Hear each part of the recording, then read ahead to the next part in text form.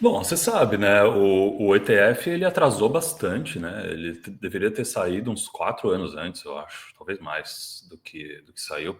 Isso porque a SEC tentou travar o processo, né? O governo Biden tentou atrasar tudo isso aí. Eu acho que só foi lançado quando já não dava mais para segurar o interesse institucional, né?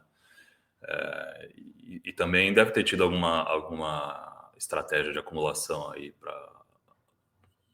para antever esses ETFs. Então, provavelmente os atores que participam hoje, os maiores atores que participam do mercado de ETFs, com certeza deram uma acumulada durante esse tempo em que ficou travado o processo. E ele acabou acontecendo, né? No Bitcoinheiros, a gente costuma falar, tentar explicar como todas essas coisas, os ETFs e os treasuries, todas essas coisas são consequência do Bitcoin ficando mais escasso e mais caro, né? Como são esses os fatores que trazem o interesse dos institucionais, dos investidores e como são esses eventos que realmente trazem a visibilidade para o Bitcoin. Então, como eu vejo essas coisas, eu vejo da forma mais neutra possível. Bitcoin fazendo o que tem que ser feito, existindo, ou seja, né? Bitcoin precisa existir apenas, né, para poder ser bem sucedido. E para continuar existindo, ele precisa dos incentivos intocados e funcionais. Então, essas coisas são apenas o resultado dos incentivos funcionando redondinho. É isso. Mais do que qualquer outra coisa. Agora, se você quer uma opinião subjetiva de se eu gosto dessas coisas ou não, eu posso te dar. Eu gosto. Eu imagina, né? O Bitcoin é uma competição por liquidez, né? No final das contas. E essas coisas nada mais são do que a liquidez aparecendo de forma orgânica no mercado. Então, mais uma vez, tudo isso é resultado do Bitcoin existindo. O Bitcoin ficando cada dia um pouquinho mais escasso, ficando cada dia um pouquinho mais caro. As pessoas que competem pelos recursos escassos, ou seja, todas as pessoas, estão na corrida para acumular Bitcoin antes dos outros. Então, apenas resultados a minha visão. Apenas o resultado. Não, boa, porque assim, tem aquela questão, e até pode responder o que você acha disso, que é se o Bitcoin está sendo capturado pelo sistema. Mas acho que a sua resposta, no fundo, vai em linha com. Essa sua resposta anterior vai em linha com o que eu penso, que assim, não tinha outro cenário, né? Tipo, O você sistema está vê sendo, assim também? o sistema que está sendo capturado pelo Bitcoin. É isso. E, É isso. tipo, querendo ou não, tipo, para mim isso sempre foi o cenário base, assim, o Bitcoin vai crescer, se ele vai crescer por definição vão chegar pessoas diferentes, não vai ser o mesmo nicho de cypherpunks paranoicos, obsecs no Twitter que entendem pra caralho de escola austríaca e objetivismo Ayn Rand.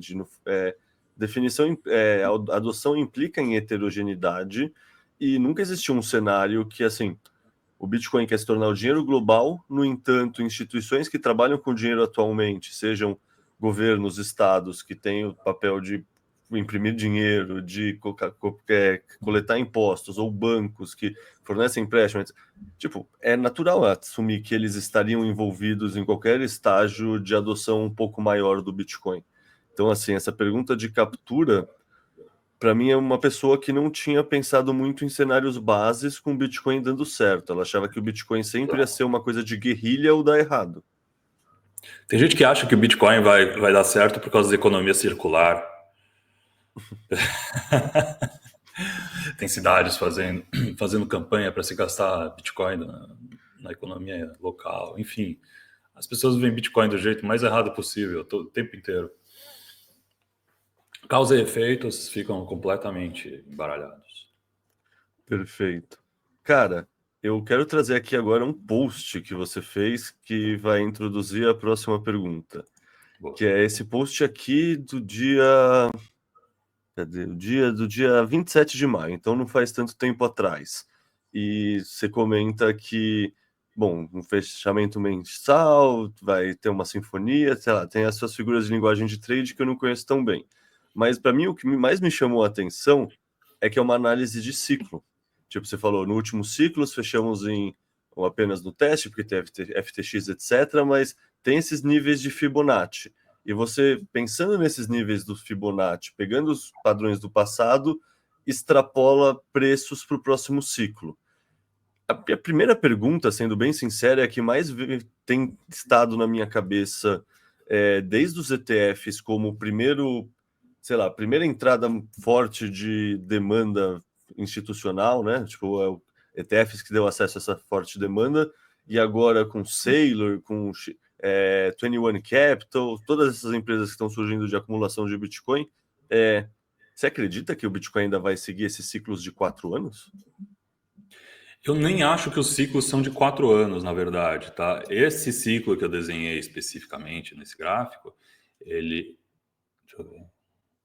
É 4 anos e pouquinho esse ciclo, né? Um deles é um pouco menor, inclusive. Mas eu divido em ciclos porque eu compreendo um topo e depois um fundo. Se você unir o topo com o fundo pelo Fibonacci, né, se você ver, por exemplo, esse topo de 2014, finalzinho de 2013, até o fundo de 2014, né, ele está ligado com um Fibonaccizinho. E é só essa ligação que extrapola para o resto. Você não está pegando mais nenhuma vela para extrapolar. Então você está unindo 2 velas no primeiro ciclo, 2 velas no segundo, 2 no terceiro e 2 no quarto. São 8 velas só que estão formando tudo isso aí. E por acaso o ciclo respeitou perfeitamente os níveis. Não sei se dá para ver. Então talvez seja apenas uma coincidência, tá? Mas é um fato de que todas as vezes que a gente testou esse ciclo, ele funcionou exatamente da mesma forma, com exceção do último ciclo, que ele parou no 1,68. Então, assim, é subjetivo, é uma visão... eu poderia criar um gráfico bem parecido e um pouquinho diferente desse, inclusive. Mas, assim, de todos os gráficos de Fibonacci que eu testei, esse tem a maior quantidade de strikes, enfim, difícil de você refutar a informação que já foi coletada no passado, né? Agora, se existem os ciclos, não sei. Eu acho que o ciclo, ele acaba sendo também resultado da escassez acontecendo. Então, acho que o Bitcoin, ele atinge um patamarzinho, que ele fica flutuante, mas esse patamarzinho é sempre o nível do ciclo. A gente só não sabe exatamente onde. Como a gente descobre onde, essa formação de padrão. Perfeito, mas então, sei lá, geralmente os bitcoiners olham muito pensando no halving, né? E marcam, sei lá, tem aquelas imagens que plota bem no halving e coloca o próximo ciclo. Para você, isso é só uma coincidência e o halving em si não tem nenhum efeito real nesse ciclo, nada desse tipo. Ele tem um efeito de longo prazo. Eu acho que ele não consegue assim captar exatamente um fundo, ou exatamente um topo, ou exatamente um meio de ciclo. Se você for colocar no gráfico, você também não vai ver ele como algum ponto muito importante, né, graficamente falando. Mas claro que o halving é o halving não, a emissão já programada é que comanda, né, a escassez no final das contas. Mas assim, eu não acho que o halving principalmente porque o halving acaba diminuindo a sua importância com o passar do tempo, né? No sentido de produzir, de inflacionar a quantidade de bitcoins total. Então a gente já não está mais nesse ponto de que o halving faz muita diferença, mas o que faz diferença são os holders que compram e não vendem mais em cada ciclo. E, enfim, né? Bitcoin acabando e holder comprando. E é isso que puxa, não é o halving. O halving é o design, né? E o preço consequência. Perfeito. Cara, geralmente eu tento olhar muito mais notícia e, sei lá, tendência, assim, sabe? Eu não faço tanto uma análise gráfica. O que eu tô vendo no momento é que, O assim, contrário. desculpa. Eu faço exatamente o contrário. É. Depois eu explico. Então, não, mas é justamente, tipo, Eu que não olho o gráfico, assim, me parece que o ciclo está começando. Você postou meio que falando a mesma coisa, que o ciclo dá para subir para Isso diz o, 170, o RAM parabólico, né? exato, para chegar no topo de um ciclo. E Certo. sem olhar para nada, só olhando, sei lá, notícias de acumulação, etc., passa essa sensação. E aí eu te pergunto, muitas vezes dá essa sensação que, de fato, a pessoa que não está olhando nada a notícias e tendências, a pessoa que está olhando só gráfico, e a pessoa que não está olhando o gráfico, muitas vezes o timing acontece perfeitamente. Não sei se você está vendo aquela gráfico que o pessoal tem plotado hoje em dia da liquidez Uhum. e o M2 e o preço do Bitcoin. Como pode funcionar tão assertivamente sem olhar os dados e duas análises totalmente diferentes se sincronizarem no tempo assim?